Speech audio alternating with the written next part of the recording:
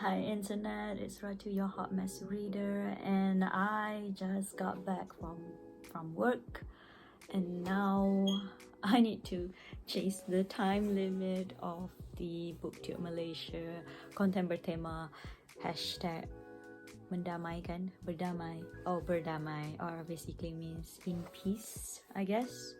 Mindfulness, peacefulness. Honestly, I'm just glad the week is over because I just finished off this crunching deadline and I don't know what to talk about.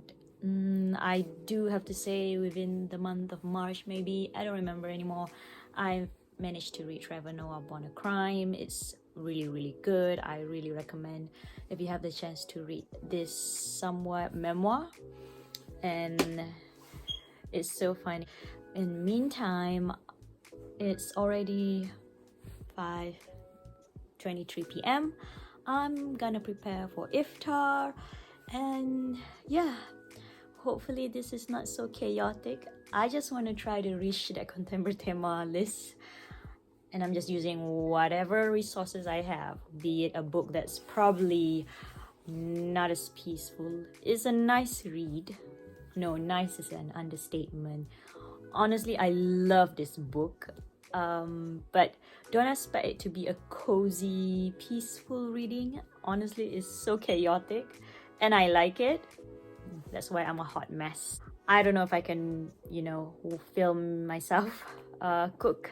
Not the best cook, but I try.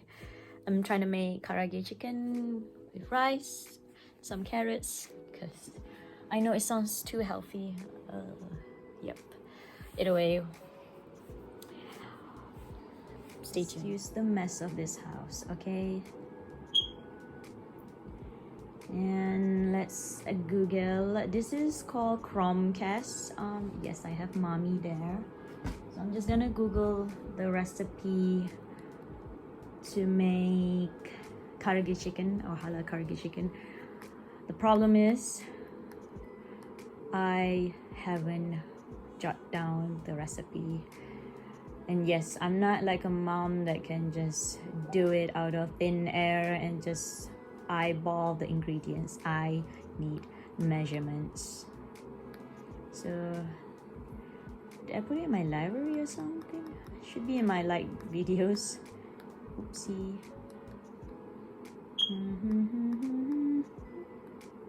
There we go. Yes, as you can see, my history is interesting. It's full of food. Ooh, will I get copyright? I don't know anymore. Okay, so the preparation is simple. You just need soy sauce, sesame oil.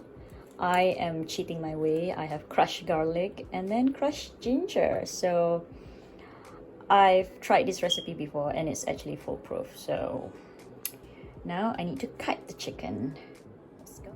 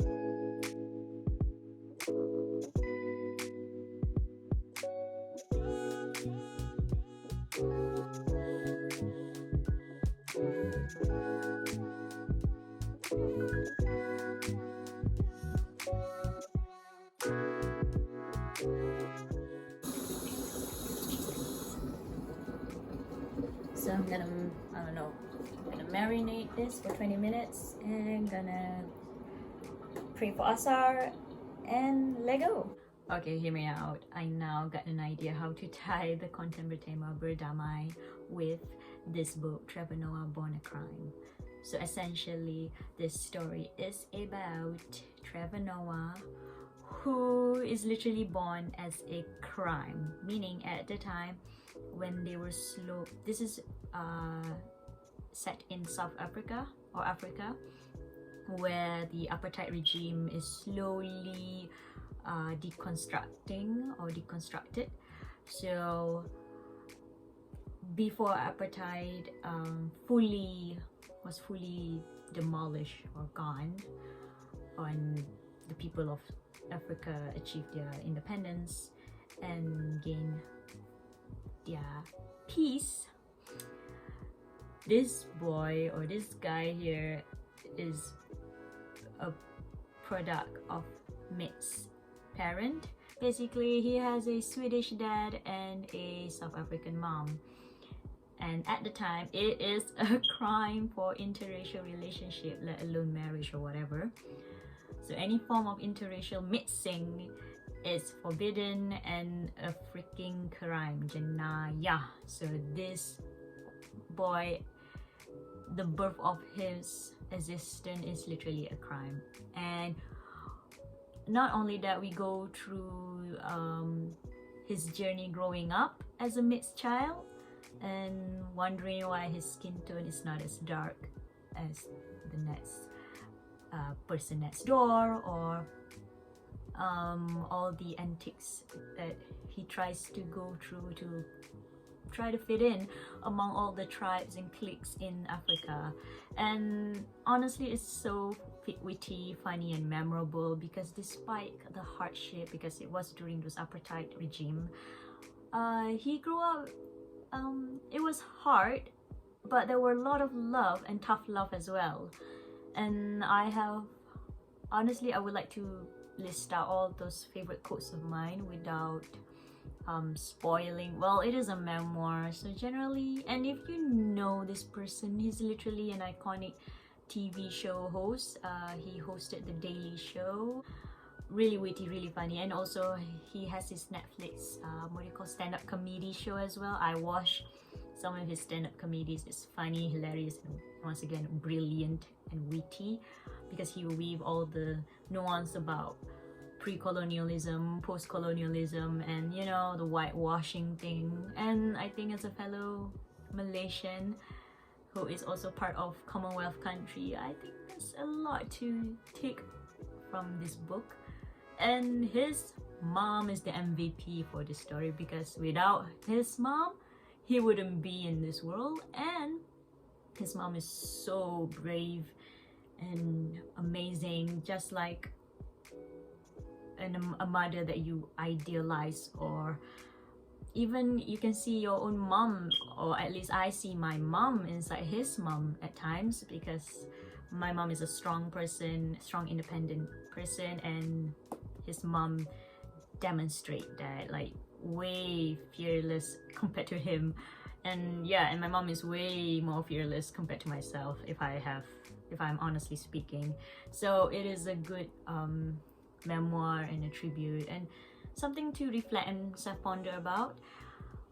Where it ties to Berdamai, well, this is so far-fetched, because it's more like him and the place that he lived in achieving independence, or at least achieving their own freedom. And with freedom comes with peace. And yeah, it's also, I don't know, a peaceful reading for me. I honestly laugh a lot. Yes, it's a heavy book, but I feel like I can literally digest. I know we're talking about this during fasting month. I literally can digest this book compared to Jennete McCurdy. I'm glad my mom died. I even forgot the title. That was really a heavy read, and it's not for everyone. And don't go into reading her memoir to expect a joyride. More like catharsis, I guess, because eventually there is a silver lining and a light for her, but that is really hard to go through, especially if you were under her shoes as well.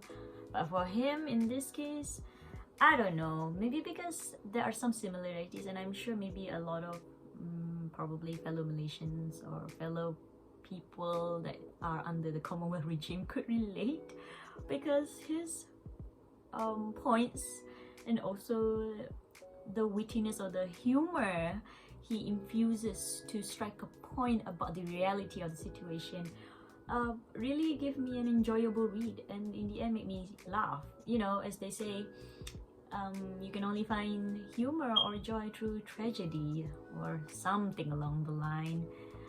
So yeah, while I wait for my cooking to set, that's my take for this book, and I hope it ties to Berdamai, and maybe I'll show you later the result of my chicken karage. Okay, so this is my marinated chicken.